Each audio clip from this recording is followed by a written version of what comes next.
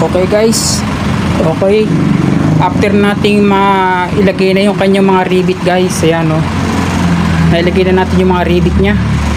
So ikineksyon ko na yung kanyang starting capacitor, yan. So itry nga natin ito guys, kung okay na ito guys. Subukan nga natin itong isaksak dito guys, yan o, isasaksak ko natin dito, yan, yan, yan.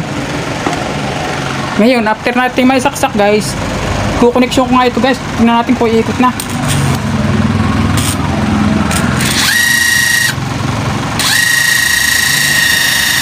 Umiikot nga siya guys.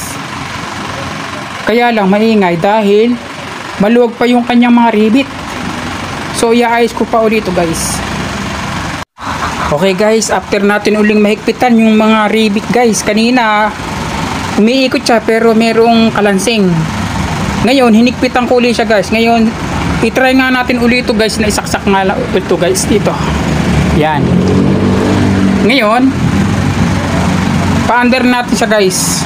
Ito kasi guys yung tinatawag natin forward, yung kulay itim.